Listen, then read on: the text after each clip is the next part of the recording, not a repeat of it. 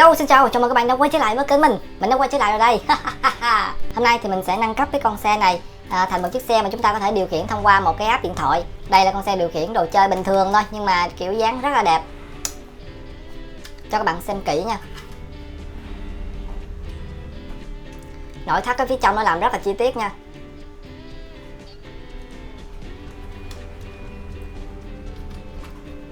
Đó. Con xe này cực kỳ đẹp luôn em ạ. Hôm nay thì mình sẽ làm cho nó là chúng ta có thể điều khiển thông qua một cái app, sử dụng một cái bộ đồ điện cũ của con xe đằng trước ấy, của con xe đó đó các bạn. Thì đây là cái mạch của nó này, đây là cam FPV này, cộng dây này để chúng ta kết nối với cam FPV này. Rồi giờ mình sẽ bắt đầu làm nha. Giờ mình sẽ tháo con xe này ra.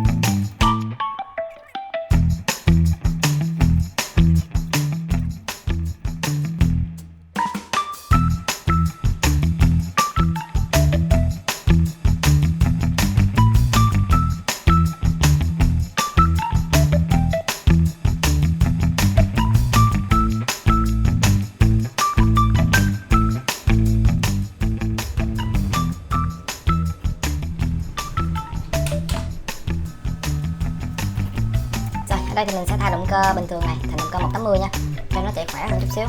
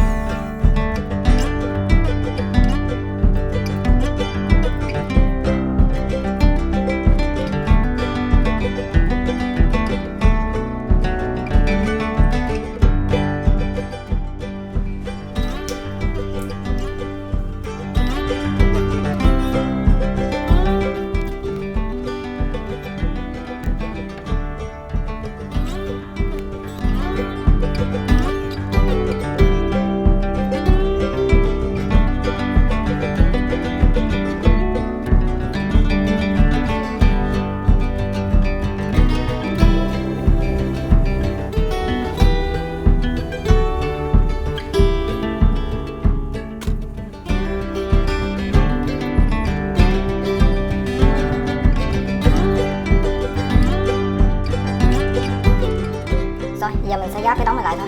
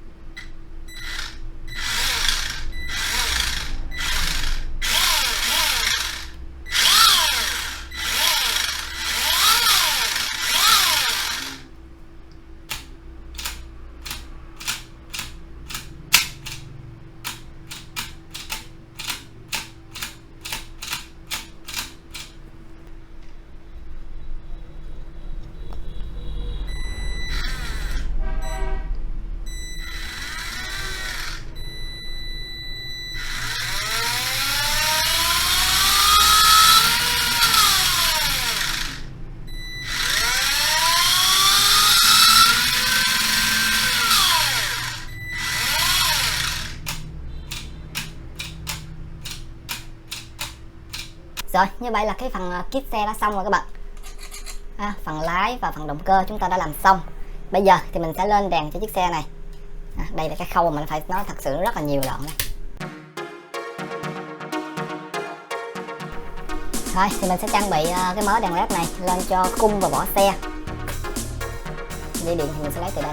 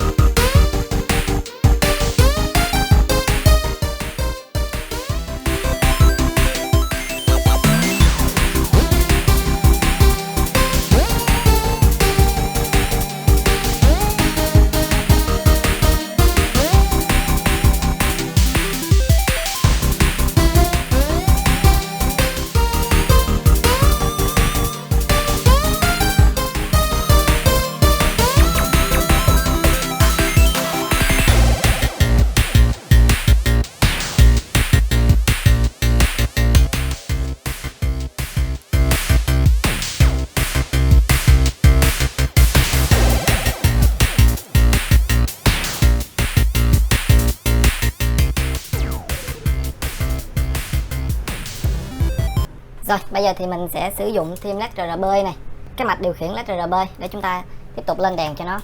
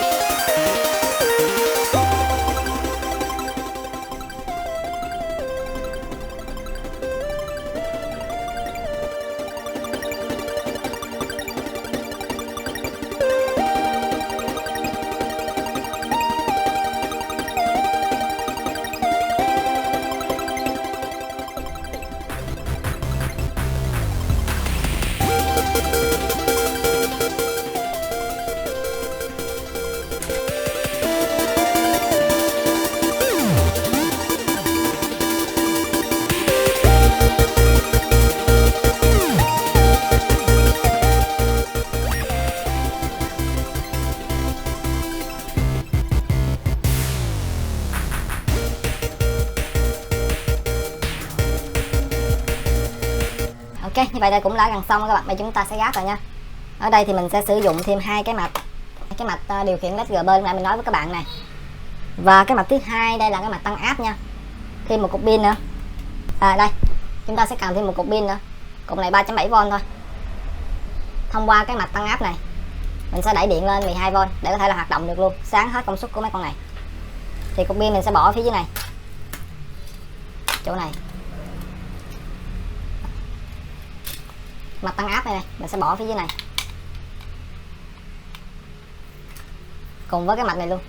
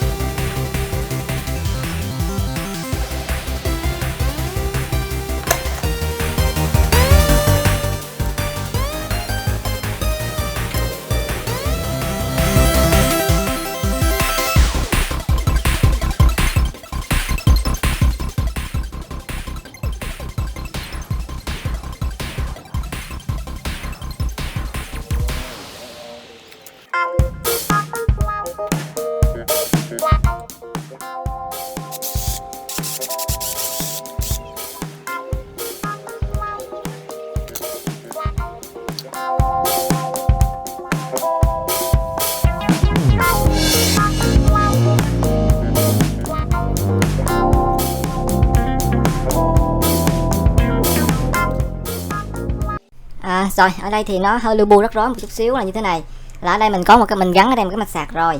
Ở đây là cái mạch để chúng ta điều khiển led RGB, còn ở đây là dây led RGB 8 cộng này vô cái mạch này, có 4 chân chỗ này đó các bạn, chỉ cần cắm 4 chân chỗ này vô 4 chân chỗ này là nó sáng. Ở đây nó có hai dây nguồn ra thì mình sẽ đấu ở chỗ này, của mạch tăng áp của chúng ta là xong. Mạch sạc pin đây, ở đây có ngõ B cộng B trừ này thì mình sẽ đấu vô cực âm và cực dương của pin chỗ này. Xong, ở đây chúng ta sẽ sạc thông qua cái lỗ này. Cái lỗ này mình chừa đây một cái lỗ sạc này. Còn ở đây nút on off để bật tắt cái hệ thống đèn Rồi, hệ thống nó có như vậy thôi. Giờ mình nói sơ qua để các bạn không hiểu. Rồi mình sẽ làm nha.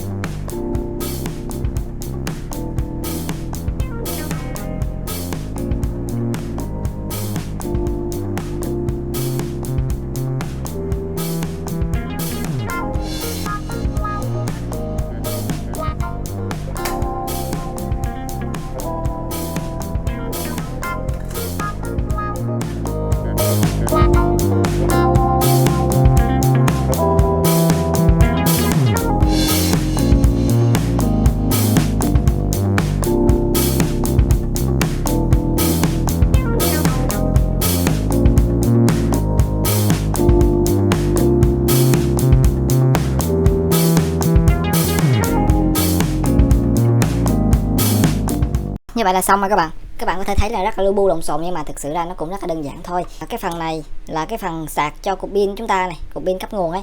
Nguồn cấp nguồn chạy vô đây, vô mạch sạc. Từ cái mạch sạc này có hai ngõ ra, B cộng và B trừ. Thì B cộng B trừ các bạn ghim vô trực tiếp 2 dây pin nè. Đó, 2 dây pin đây. Rồi cái công tắc này là cái công tắc tổng. Cái công tắc này nó sẽ điều khiển cái chế độ bật tắt của cái LED RGB á, cũng như là LED pha, LED hậu của cái chiếc xe này. Đó. Rồi như vậy là xong rồi đấy. Giờ mình sẽ gáp cái này lại thôi.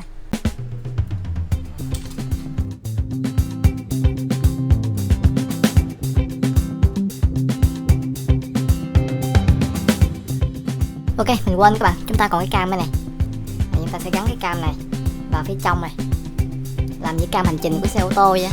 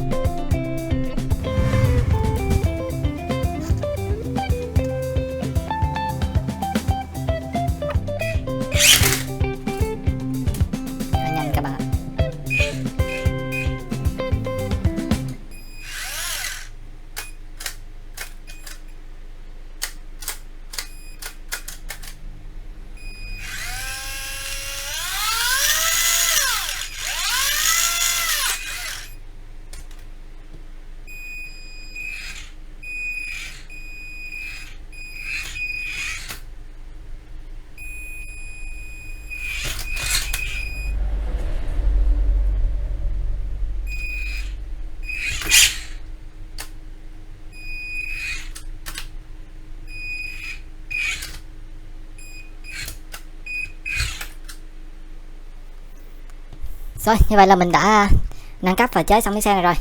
Cũng khá là mệt đấy các bạn. Rồi, rất cảm ơn các bạn đã xem video của mình. Nếu các bạn thấy video của mình hay thì nhấn like, share và subscribe mình nhé.